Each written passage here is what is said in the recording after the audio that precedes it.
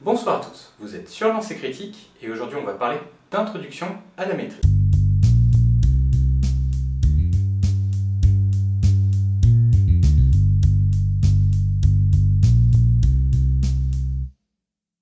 Il n'est pas rare lors de nos premières parties de jeu de rôle que l'un des joueurs se dévoue pour être maître de jeu plutôt qu'il ne choisisse de le faire. Après tout, c'est légitime. Le maître de jeu a un gros travail. Il va devoir lire, comprendre, interpréter l'univers et les règles et les faire jouer aux autres personnages. Il va également devoir jouer le rôle des PNJ, de l'arbitre, connaître l'histoire, comprendre les ficelles. Bref, ça peut être assez intimidant.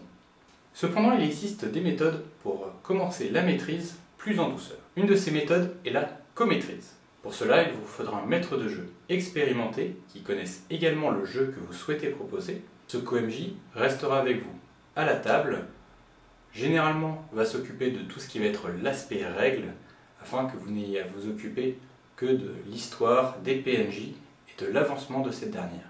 Le gros avantage d'un co-MJ est que cela va vous dédouaner d'une grosse partie des responsabilités et vous offre un filet de sécurité au cas où vous auriez un doute, un oubli, un trou, etc. Une des autres possibilités est de jouer un jeu avec des MJ tournants. Je pense notamment à Lovecraftesque. Dans ce jeu, le rôle du MJ va changer de joueur à chaque scène, vous permettant d'être MJ le temps d'une scène, vous permettant un petit peu de vous habituer à la mécanique. Généralement, dans ce type de jeu, le rôle du MJ est très cadré. Vous ne pourrez faire que certaines choses et vous serez guidé pour ces choses. Dans le même état d'esprit, vous pouvez également essayer les jeux de rôle en solo. Cela vous permettra de développer votre créativité, votre sens de l'improvisation. Une autre possibilité est d'être maître de jeu lors de scènes courtes lors d'une partie traditionnelle. C'est d'ailleurs une des mécaniques sur plusieurs jeux de Batro. Dans ces jeux, nous avons des réminiscences qui seront des mini-scènes qui peuvent être interprétées par d'autres MJ afin d'accentuer la cassure. Généralement, c'est des scènes très courtes avec un objectif simple, clair, précis, où le MJ n'est là que pour faire une description et donner les réactions de ce qui se passe par rapport à l'environnement.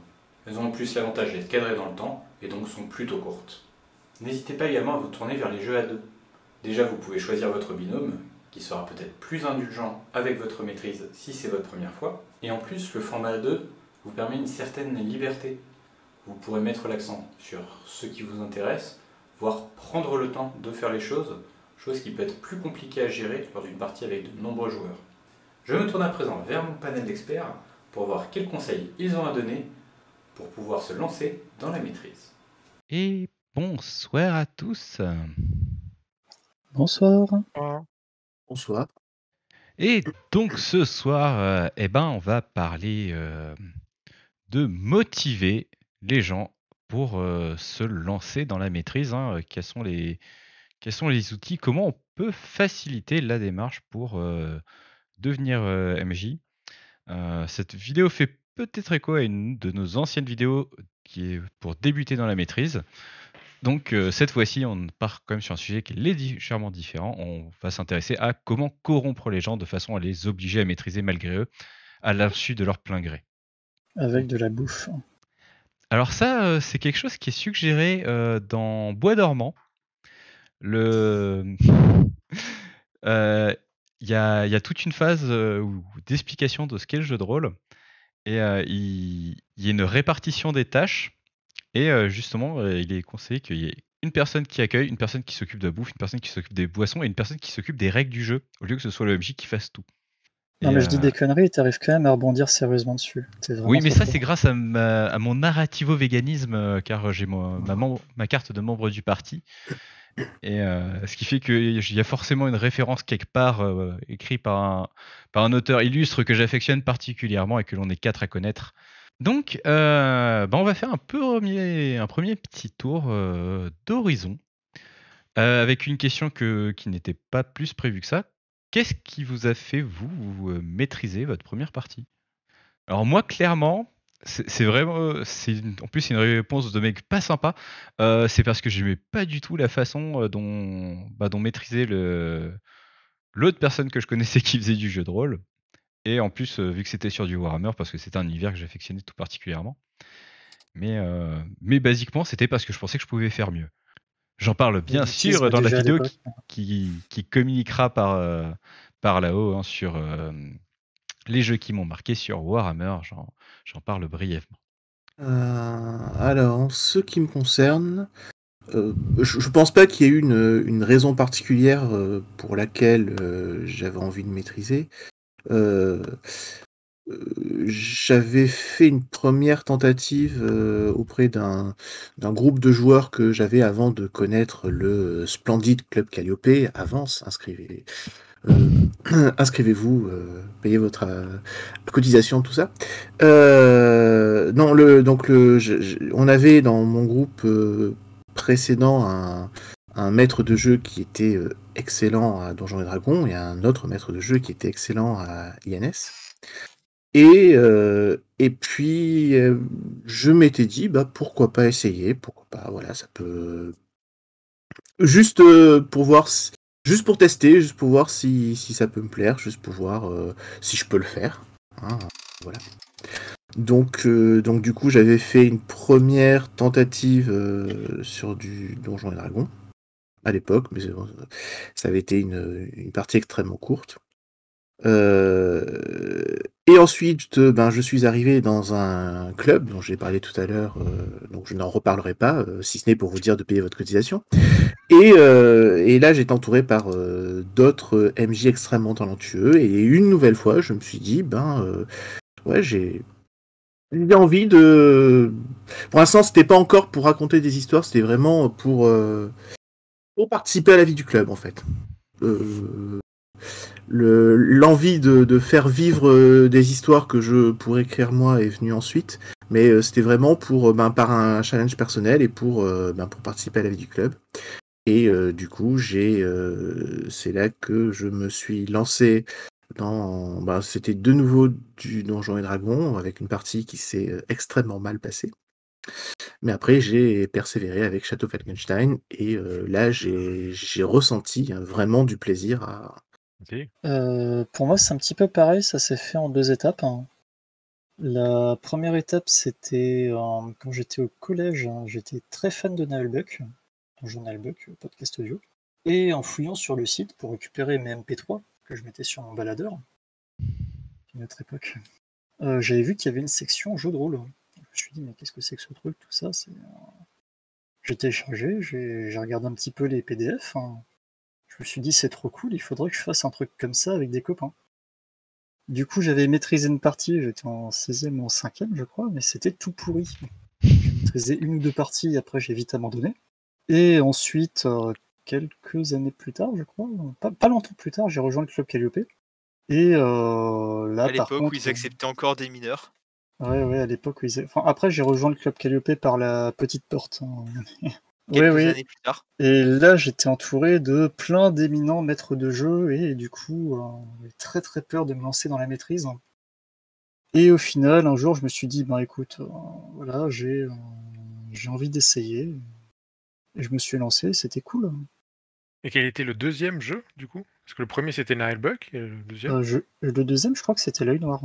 Donc c'était très tardivement par rapport à... Pour moi, c'était dans les études. Tardivement dans des études où on a fait j'ai fait les premières parties avec... Alors, c'est pas moi qui maîtrisais les premières parties, mais on a fait les premières parties, début de campagne. On est allé à un moment au salon du Festival des Jeux à Cannes, quand il avait encore lieu, hein, mais ça c'était avant. Il ressuscitera un jour. Peut-être. Et là, il y avait plein de jeux de plateau, tout ça, et on est tombé sur un truc qui est maintenant... à l'époque, ça s'appelait, je crois, autrement, mais je me rappelle plus. Mais maintenant, c'est la quête du Graal qui s'occupe du tournoi de jeux de rôle. Et on se dit, c'est cool, on a tous participé. Et ça nous a fait découvrir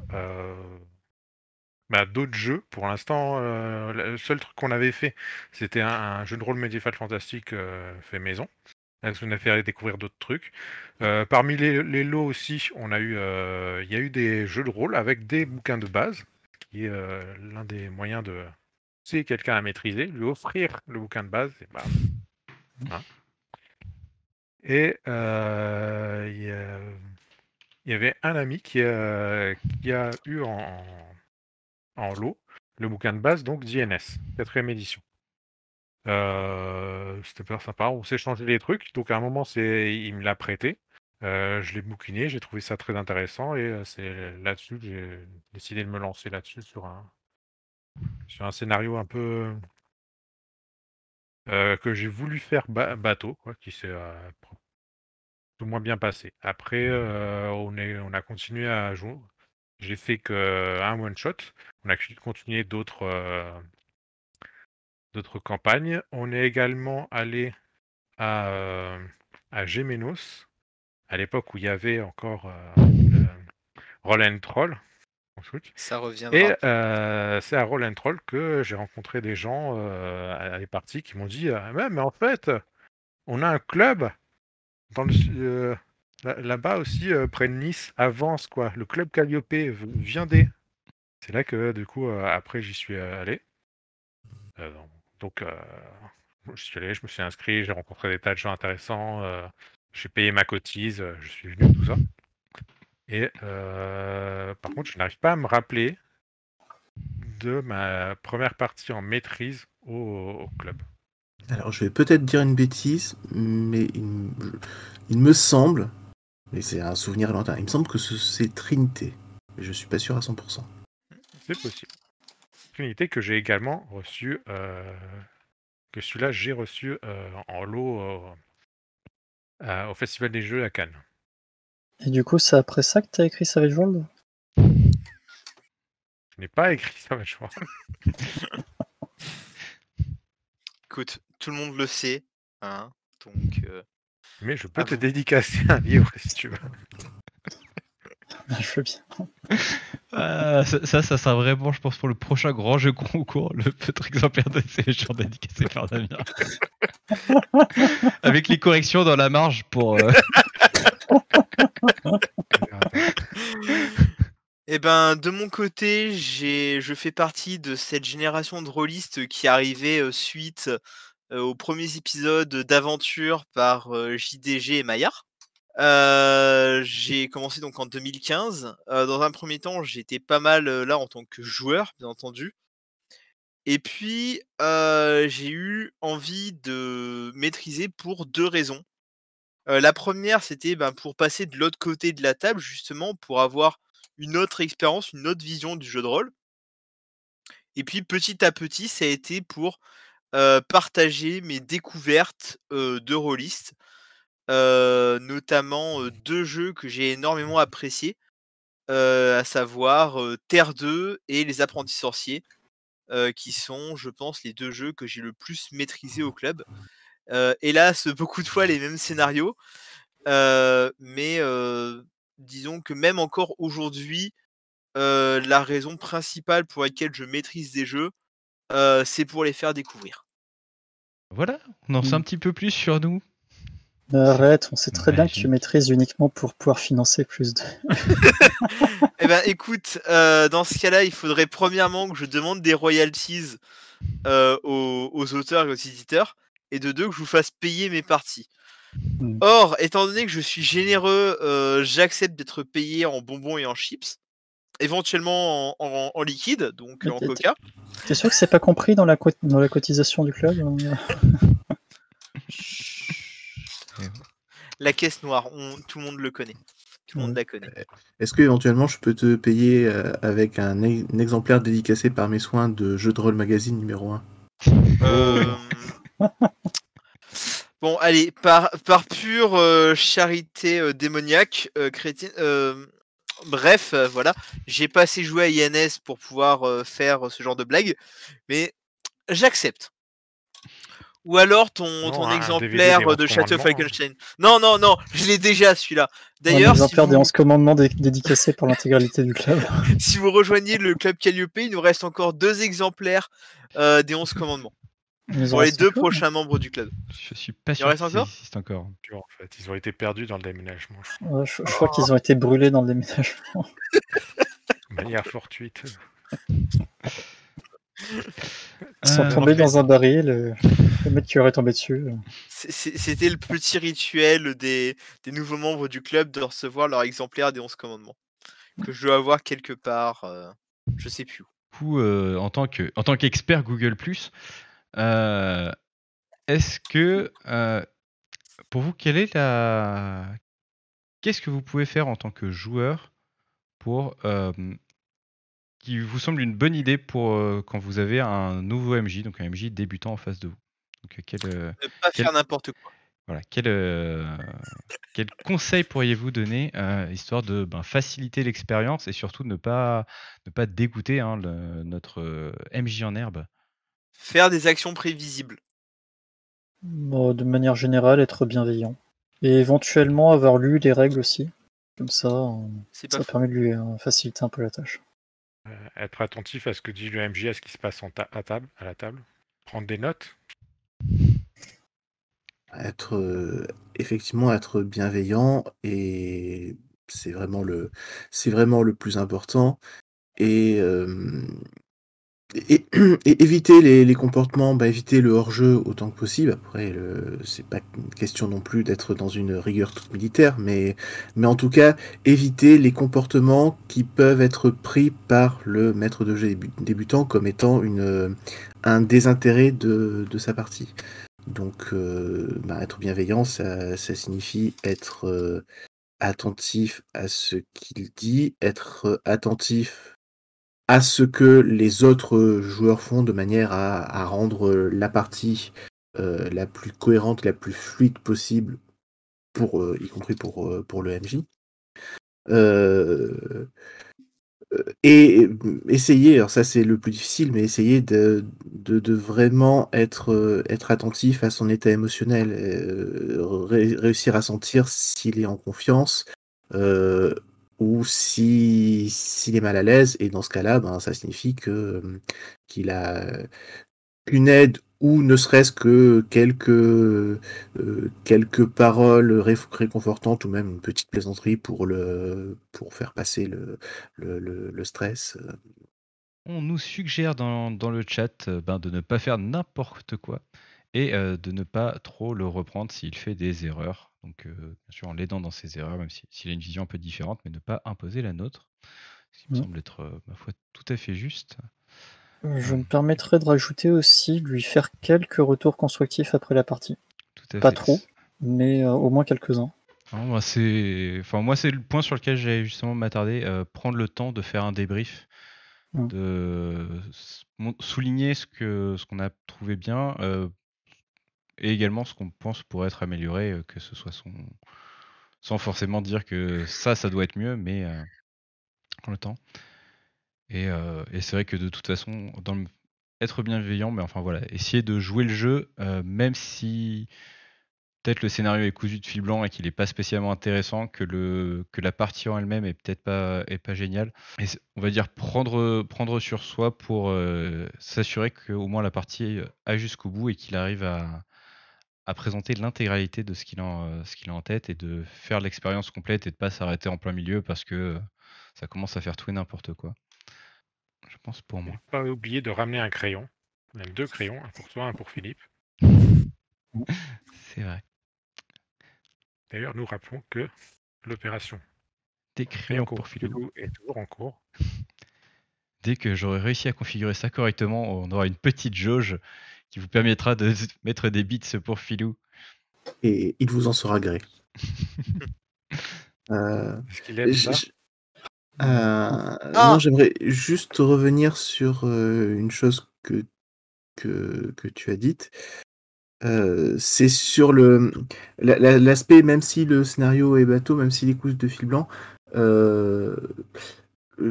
il y a certains contextes avec des MJ expérimentés et où on peut se permettre de mettre un peu le MJ et un peu le scénario à l'épreuve, où on peut sentir un peu les moyens que l'on a de détourner l'action, ou de faire prendre au scénario une direction inattendue. Et alors quand c'est fait de manière systématique pour mettre la MJ en échec, c'est pas marrant, mais quand c'est fait avec comment dire, la bienveillance du MJ ou avec l'acceptation, voire la bénédiction du MJ justement pour permettre à la partie de prendre de prendre un tournant intéressant quand c'est fait dans cette optique-là, il ne faut pas s'en priver. Cela étant, lorsque l'on est avec un MJ débutant qui ne sait pas encore, enfin qui n'a pas confiance en sa capacité à canaliser un groupe de joueurs, à garder son histoire dans certains rails qui lui permettent d'arriver jusqu'au bout et d'arriver à une conclusion satisfaisante. Voilà, lorsqu'on est face à un MJ qui n'a pas trop confiance en lui, ben voilà, faut éviter de le mettre à l'épreuve avec ce genre de choses. Et ben si le scénario va dans le sens que les joueurs doivent faire telle action, même si on se dit bon ben ok, le scénario, tu nous as brandi une flèche scénario this way, et ben il faut être bon joueur et l'apprendre. Je rajouterais également, même si c'est vrai pour la plupart des parties, mais je trouve que c'est encore plus vrai dans ce genre de cas, éviter de digresser à table. Parce que c'est souvent pénible et si on est nouveau dans la maîtrise, on a de l'appréhension, etc. Et essayer de recanaliser les joueurs derrière parce que ça commence à parler d'une anecdote diverse et variée, ça peut être compliqué. Donc voilà. Soyez concentrés, au moins pour cette partie. Bon. D'autant que les digressions peuvent être prises comme une marque de désintérêt. S'ils digressent, c'est parce que moi je n'ai pas réussi à les intéresser. Et donc du coup ça en rajoute au manque de confiance en soi. Est-ce que vous avez des petits tips, des petits trucs justement pour donner un petit peu le feu sacré de la maîtrise, de donner l'envie de maîtriser à des nouveaux venus, en dehors du fait de les harceler constamment en disant ah faut que tu maîtrises, faut que tu maîtrises, faut que tu maîtrises. Alors on a déjà eu l'excellent offrir le bouquin de base. Ouais. Un bouquin de base qui ne contient aucun scénario, bien entendu. Non mais après, Ou alors un générateur. en soi, ça reste quand même plutôt assez honnête, hein, offrir le bouquin de base. Ouais. Parce que après, j'aurais tendance à proposer d'offrir plutôt un kit de pas un kit de démo, un kit d'initiation justement. Il existe ce genre de truc. C'est pas faux. Voilà. Que je n'ai pas encore fini de lire, mais qui m'a l'air tout à fait bien pour J'allais proposer le kit de démo de Tales of Equestria, qui possède à la fois un bon point et un mauvais point pour les jeunes maîtres du jeu. Le bon point, c'est un scénario tout fait, qui est écrit sous la forme d'un livre dont vous êtes le héros. Le mauvais point, c'est que justement, ça cadre peut-être un petit peu trop les joueurs et ça peut peut-être frustrer certains joueurs. Par contre, l'avantage, c'est que c'est très efficace. Et puis, le scénario se finit sur une ouverture qui permet au joueur, s'il a apprécié, de prendre le livre de base, qui contient lui-même un scénario, et d'enchaîner comme ça sur toute la gamme. Par rapport à ça, je me permettrais de rebondir. Oui. Pour Tales of Equestria, c'est une très bonne idée, effectivement. Mais je conseillerais plutôt de commencer directement par le livre de base, qui contient lui-même un scénario, qui est un vrai scénario de jeu de rôle, qui est très détaillé, et je trouve assez facile à prendre en main. Je vais d'ailleurs te suivre sur ce conseil, parce que, comme j'ai dit, vraiment, le gros défaut, c'est que c'est ultra cadré et c'est vraiment très bloqué. En fait, ça fonctionne pour un jeune MJ qui veut jouer avec des jeunes joueurs.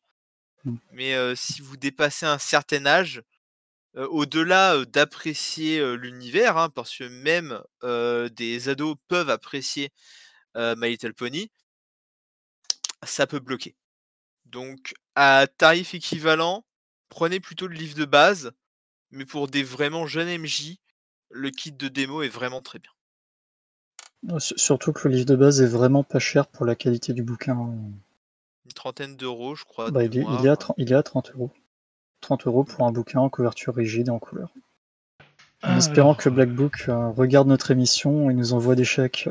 je vous envoie des versions dédicacées par. Et pour Par des poneys. continuer et pour Par des continuer poneys. justement sur la gamme My Little Pony, il faut savoir qu'il y a très régulièrement des extensions qui sortent et qui sont à la suite des précédents scénarios. Donc ça peut même permettre de créer une, très jolie campagne de manière épisodique. En parlant de boîte et de Black Book, justement, avant Telescostria, ils avaient sorti Savage World. Chronique... non, Chronique oubliée, la boîte d'initiation Chronique oubliée. Il y a très longtemps, Chronique oubliée, ils ont fait plein de trucs avec depuis.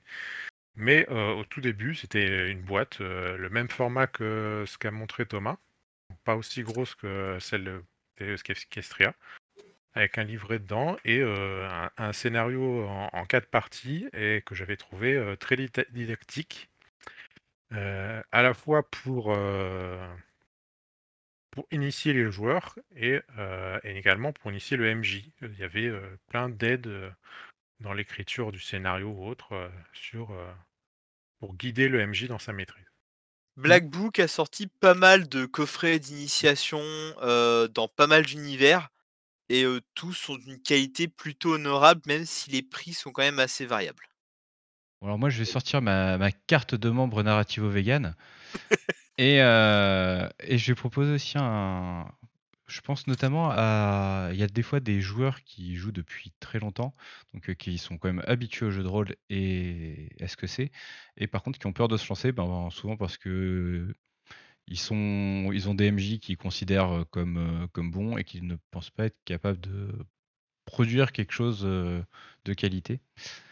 Et pour ça, je vais donc proposer de s'orienter vers certains jeux avec des mécaniques alternatives. Je pense notamment à Lovecraftesque, qui est un jeu avec un MJ qui est tournant, avec, avec un rôle également de co-MJ. Ce qui fait que on est obligé d'être MJ, soit, mais on est quand même dédouané d'une partie du travail. Donc c'est vrai que ça peut faciliter la démarche d'avoir ne pas être seul sur la position de MJ. Et je vais même aller un petit peu plus loin en proposant le Perdu sous la pluie du Réniverse de Vivien Féasson, qui est un jeu qui va un petit peu à contre-courant, étant donné que à la table, il y aura un joueur et tous les autres seront maîtres de jeu.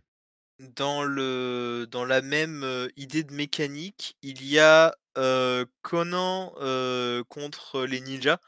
Conan et Conan et Solja Sonia contre voilà, Conan et contre Sonja contre, les ninjas, qui pareil utilisent, cette mécanique de, plusieurs MJ contre un seul joueur avec un système de cartes qui est ma foi plutôt sympa. Et qui coûte, je crois 2 ou 3 € sur le itch.io de l'auteur. Donc voilà. J'irais même aussi dans peut-être plus simple, si pour ceux qui pourraient avoir des doutes sur leur qualité d'improvisation, heu, je vous invite à essayer de jouer à un jeu propulsé par l'Apocalypse, celui qui vous plaît. Étant donné que, le principe comme des jeux propulsés par l'Apocalypse, c'est qu'il va falloir proposer vos scènes, qu'il va falloir proposer la façon dont vous allez les résoudre, plus que sur un jeu classique. Donc c'est vrai que ça peut servir déjà de base de création. Bon, et ça reste, une mécanique qui est quand même simple à gérer. Il y a vu qu'on est guidé, on est dans la suite logique de l'histoire et on est bien sûr appuyé par les jets de dés et cetera. Donc on aura quand même un MJ bien sûr, derrière, mais on a quand même déjà un premier pas dans ce que peut être le travail du MJ avec du coup cette notion de devoir soi-même apporter le pasas et le décor des scénarios. Un peu dans le même style, hein, vous pouvez, avant de vous lancer dans la maîtrise, essayer de jouer à Oltré. Voilà, je le place, c'est Je mon sais que je chouchou. vous avais déjà parlé de Oltré. Est-ce que je vous en ai déjà parlé? Il est là, il est beau. Et on a perdu sous la pluie. Donc, Ouais, pour une simple et bonne raison, c'est que les péripéties sont décrites par les joueurs à tour de rôle. Donc ça peut déjà vous faire un petit peu sauter le pas de la description et vous donner une idée de la maîtrise. est-ce que quelqu'un... Ouais. Ouais. J'ai demandé s'il y avait d'autres idées qui venaient, donc apparemment oui. En fait, moi, je reviens vraiment à la question initiale et je vais pas proposer de jeu, mais j'aimerais juste comment inciter, comment permettre à quelqu'un de passer le pas de la maîtrise. Le mot a déjà été prononcé, mais soyons bienveillants. Après, c'est un conseil, c'est enfoncer les portes ouvertes, et c'est un conseil qui en fait s'applique dans tous les aspects de la vie, qu'il s'agisse du jeu de rôle ou autre. Je pense que le monde gagnerait à ce que nous ayons un peu plus de bienveillance dans nos vies les uns pour les autres. Mais dans ce contexte particulier, si quelqu'un n'est pas du tout intéressé par devenir MJ, la question ne se pose pas.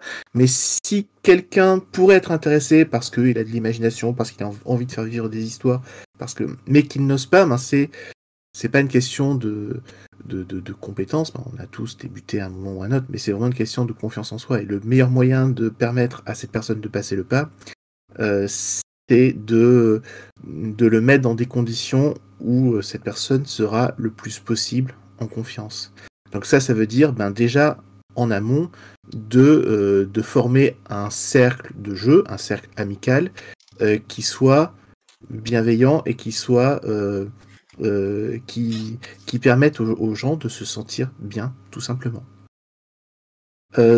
Ensuite, ça passe aussi par ne pas hésiter à discuter, pas à harceler la personne en disant tu devrais maîtriser, mais poser des questions. Quelles sont les œuvres, les univers qui te branchent? Est-ce que y aurait un univers, si tu devais maîtriser, est-ce qu'il y aurait un univers dans lequel tu aimerais faire évoluer les personnages?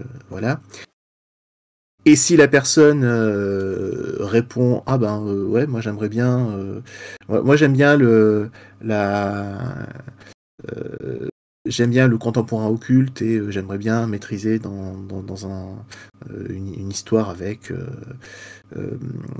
des créatures angéliques qui sont perdues, disséminées dans le monde, ne pas enchaîner sur c'est dommage parce que à partir de la semaine prochaine, j'ai prévu de maîtriser moi une campagne de Néphilim. Non. Si la personne montre de l'intérêt pour la maîtrise d'un jeu, lui laisser un peu d'espace de manière à ce que cette personne puisse monter un projet et le proposer. Ou sinon, vous lui offrez les masses de Nyarlathotep. Ouais, l'avantage c'est que c'est la même campagne dans 5 endroits différents, hein, mais sinon l'histoire c'est tout le temps la même. C'est aussi un investissement. Il fera les muscles. Aussi, ouais. Vous leur faites jouer directement l'Australie, après il n'y aura plus personne qui joue et on n'en parle plus. Tiens, d'ailleurs ça me fait penser une question. Est-ce que vous pensez qu'il y a des types de jeux à éviter pour quelqu'un qui voudrait se lancer, ou peut-être que justement on pourrait aller dans le sens inverse et dire il y avait quelqu'un qui fait j'aimerais bien me lancer sur ça, peut-être une mise en garde en disant fais attention, c'est peut-être pas évident de s'attaquer par là. Rollmaster. Les bacs à sable. Un jeu trop bac à sable à gérer en tant que première partie, ça peut être violent. Devoir gérer une dizaine de lieux, 25 PNJ, coupler ça aux règles d'un jeu qu'on est en train d'apprendre, ça peut vraiment devenir très violent. Voilà. Moi, c'est vraiment le déconseil que j'aurais à donner. Bah, en soi, je suis d'accord, mais je suis quand même persuadé que quelqu'un qui est, vraiment motivé par un jeu, qui soit bac à sable ou même très compliqué au niveau des règles, s'il prend vraiment son temps pour se préparer, s'il est bien accompagné et cetera, je suis sûr qu'il est parfaitement capable de faire une super partie, Je ne dis pas que c'est impossible, je dis juste que, à choisir, c'est peut-être pas le premier type de scénario, que je prendrais à maîtriser. Ouais, je suis tout à fait Heu, d'accord. tout Mais je comme tout comme les jeux qui sont très chronométrés, avec une gestion du temps, dans l'histoire. mmh, Je vais prendre un exemple que tu as cité d'ailleurs, dans ta dernière vidéo, Romain. La campagne du Ressac de Brincelidou, de Cthulhu V6. Le premier scénario passe comme une lettre à la poste, un huis clos, il y a pas beaucoup d'endroits, ça passe très bien. Par contre, le deuxième scénario, on se retrouve avec je sais plus combien de PNJ, je sais plus combien de lieux, Ouais, on a un on village se voit complet et avec une chronologie détaillée de tout pendant avec sur 2 jours, c'est un enfer. une chronologie qui est une horreur, des PNJ qui arrivent à certains moments, qui repartent à d'autres. mmh. C'est un super scénario, une super campagne en 3 actes, mais le 2e scénario à maîtriser, je prévoyais de maîtriser justement cette campagne avant le confinement et je sais que c'est le moment que je redoute le plus. Première partie, dernière partie, je sais que j'aurai aucun problème, mais la deuxième partie avec son système de chronomètre, c'est pas injouable, mais faut vraiment, se préparer en amont, lire, relire, re-relire et voilà, c'est vraiment les 2 types de scénarios. Je dis pas que c'est impossible, je dis juste que c'est pas ce qu'il y a de plus facile à gérer en tant que première partie. Après, tout dépend aussi de l'envie de la personne. Est-ce que l'envie de la personne, c'est de maîtriser dans un certain type d'univers, on va dire, mais sans avoir d'idée précise de jeu ou d'univers en tête? Et dans ce cas-là, effectivement, on peut lui conseiller certains jeux plutôt que d'autres qui seront dans l'optique de ce que la personne recherche et qui seront plus faciles à prendre en main. Après, si le moteur, si la motivation qui pousse la personne à passer à l'acte, c'est vraiment un, un univers ou un style de jeu ou quelque chose de vraiment précis, ben il faut pas éteindre cette flamme, il faut l'encourager dans cette voie. Après, ce qui est possible, suivant le niveau de difficulté entre guillemets du jeu en question, c'est de réfléchir à comment jalonner, comment mettre des étapes, comment éventuellement mettre en fournir des idées de jeux intermédiaires ou d'exercices intermédiaires qui puissent permettre d'y aller graduellement avec comme objectif de maîtriser vraiment le jeu ou ce que la personne a en tête. C'est vrai que dans tous les cas, moi je mettrais en garde en tout cas plutôt que déconseiller, ben, tout ce qui va demander beaucoup de préparation, beaucoup de choses à suivre, beaucoup de notes à prendre côté du MJ. Parce que je pense alors c'est vrai qu'il y a des scénarios chronophages, mais il y a aussi, des scénarios, enquête avec, une grosse intrigue, les scénarios, ben, typés Agatha Christie, avec, les personnages qui vont avoir des réactions différentes en fonction des informations que les joueurs ont et en fonction du moment, où on leur en parle et bah, c'est vrai que ça autant c'est des scénarios qui sont super intéressants, ça peut être des scénarios qui sont très tentants, surtout, ben, si on est fan de policiers en disant: «Bon, ben, ça c'est typiquement mon état d'esprit et j'aimerais bien faire quelque chose comme ça».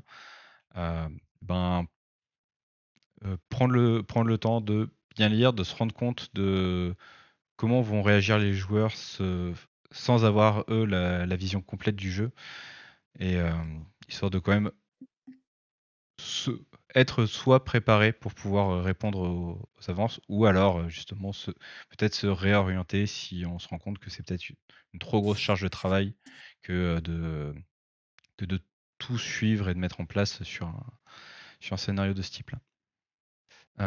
Après, c'est vrai que je pense aussi que j'aurais quand même tendance à conseiller un jeu, on va dire traditionnel, avec des joueurs qui s'attendent quand même à avoir un type d'expérience, parce qu'en fait, on part avec une facilité aussi quand on va être au niveau de la description de la partie, quand on va devoir expliquer aux joueurs, on aura, on va dire, une charge de travail en moins que de devoir expliquer que on est dans un donjon et dragon, vous êtes des aventuriers et vous avez une quête. Le cadre est déjà assez bien défini, alors que si en première partie on fait les gars, vous jouez des adolescents et vous allez faire un camping et ça va être génial, ça peut être un peu particulier et juste le fait d'avoir à prendre en plus la découverte des joueurs d'un type de jeu, mais pas forcément d'un univers, vraiment d'un type de jeu qui est très éloigné des standards, ça vous rajoute une charge de travail que je déconseillerais sur le coup. Je déconseillerais également l'envie de créer son propre système de jeu. Ouais. C'est Quoi le Comment conseil ça le plus sage qu'on aura eu ce soir, sans aucun doute. Parce que déjà, on sait tous que Sauvage World, c'est le meilleur. D'ailleurs, je crois que les précommandes sont encore disponibles avec les PDF fournis sur Black Book Edition. Faut vraiment qu'ils nous envoient un chèque à la fin. Il y a des gens qui ont déjà reçu leur bouquin. Ouais.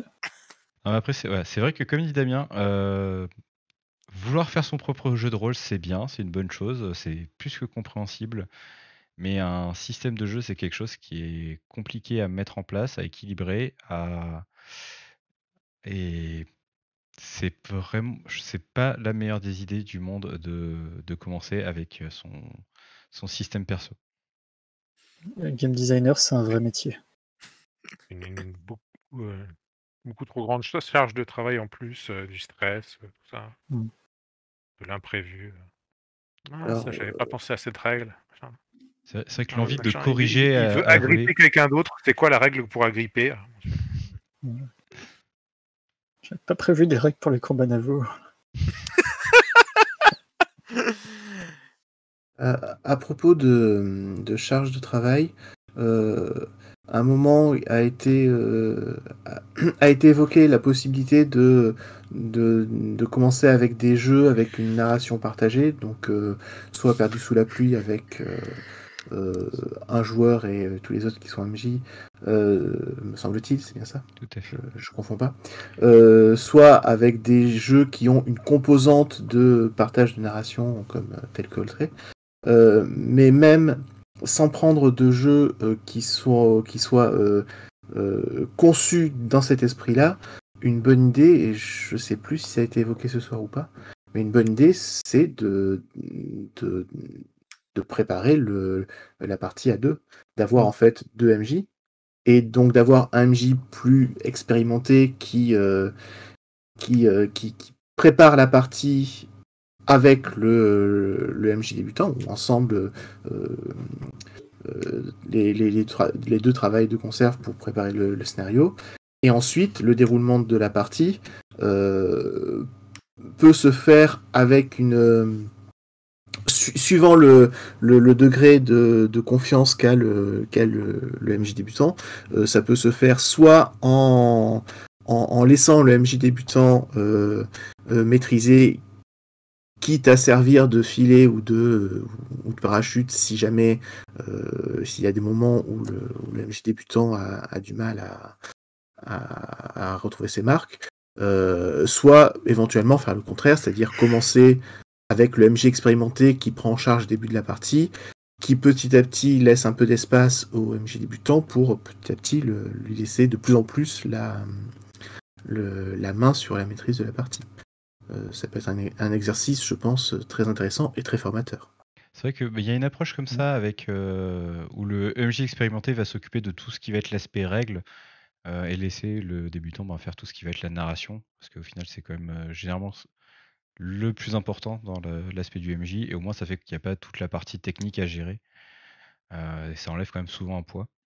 Et un peu dans la même veine aussi, on a ce qui peut être fait, si on sent qu'on a un joueur qui aimerait s'y essayer mais qui hésite un peu, on peut céder les droits de narration lors d'une partie pour des petites séquences.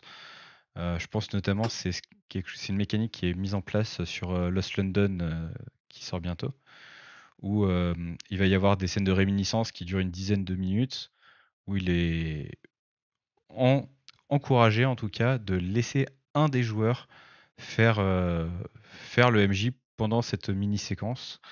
Et c'est quelque chose qu'on retrouve d'ailleurs dans plusieurs autres jeux de Batro, parce qu'on l'a également dans Les Exorcistes et dans Mantra, cette notion de concéder les droits de narration à quelqu'un d'autre, histoire qu'il puisse se mettre dans le bain, sachant qu'on est déjà au milieu d'un scénario, donc il y a quand même un thème qui est établi, il y a déjà une cohésion toute faite, donc il y a un peu moins de travail, juste au final ça revient à décrire une scène et à servir d'arbitre sur cette scène. Donc je trouve que c'est une bonne façon de mettre un premier pas dans la maîtrise sans pour autant être pris au piège de quelque façon que ce soit. Et voir, ça permet d'avoir une première appréciation de l'expérience. On nous dit également dans le chat que c'est ce que Monsieur Niyis ou Madame Niyis, dans leur assaut en général, alors c'est ce qu'on fait en assaut en général, donc je confirme cette méthode qui est très pratique, surtout si c'est un jeu de rôle maîtrisé par le master formateur, et cela forme aussi le MJ expérimenté, car le MJ débutant peut donner une approche différente et c'est toujours un plus. Un autre conseil que j'aurais, c'est d'aller voir des vidéos qui donnent des conseils pour bien commencer la maîtrise. D'ailleurs, je crois qu'il y a une chaîne qui a fait une vidéo sur Twitch là-dessus. Le jeu de rôle pour les nuls, je vous la conseille vivement, c'est une très bonne chaîne qui est très pédagogique. Ils t'ont filé un chèque aussi? Bientôt. Non, mais d'ailleurs, je pense qu'à l'occasion, on reviendra peut-être sur cette vidéo de commencer dans la maîtrise, histoire de peut-être être plus à jour maintenant qu'on est tellement plus expérimenté. Et il y aurait, ce serait bien aussi, ça serait de trouver un cobaye, enfin quelqu'un qui aurait récemment commencé, peut-être qui aurait vu la vidéo et qui pourrait nous donner des retours là-dessus. Eh ben, n'hésitez pas, si c'est votre cas, dites-le nous dans les commentaires, dites-nous si on a servi à quelque chose ou à rien, et ou les conseils que vous aurez aimé avoir et qu'on ne vous a pas donné, parce que nous aussi on reste des grands apprentis. Des Commentaires, grands pouce bleu, apprentis abonnez-vous. experts de Google+. Les meilleurs de Google+. Je suis à ça de signer un contrat avec AOL. Tant qu'on n'est pas considéré comme les experts Wish, moi ça me va. Messieurs, avez-vous d'autres conseils à donner donc sur notre thème du jour, ou est-ce qu'on clôture pour ce soir? Lancez-vous. Ouais, bah oui, lancez-vous. Ouais. Il a failli oublier celle-là. C'est lui qui a oublié, pas moi. Eh bien, c'est sur ces grands mots, pleins d'espoir, que je vous remercie à tous de nous avoir suivis. Dans 2 semaines, un épisode spécial, parce qu'on va diffuser un live play. Je serai juste dans les commentaires et tout le monde pourra être dans les commentaires pour dire n'importe quoi sur cette vidéo. Donc voilà, vous aurez l'occasion de voir un live play du jeu qui a été offert il y a à peu près 6 mois sur cette chaîne. 6 Donc mois. vous allez enfin pouvoir voir la partie promise depuis si longtemps de Life is Hard. Donc je vous dis Et je confirme que la vie est dure. à dans 2 semaines. Merci beaucoup de nous avoir suivis et je vous dis à la prochaine. Tout de suite. Merci à ceux des Ciao. commentaires. Et un dernier conseil du chat, ne pas avoir peur des critiques, il y en aura toujours, et il faut les prendre du bon côté. C'est un très bon mot de Ça, la je fin. conseille. Hein. Les critiques, ça peut être positif. Regardez la définition dans le dictionnaire. N'hésitez pas à faire des lancers critiques.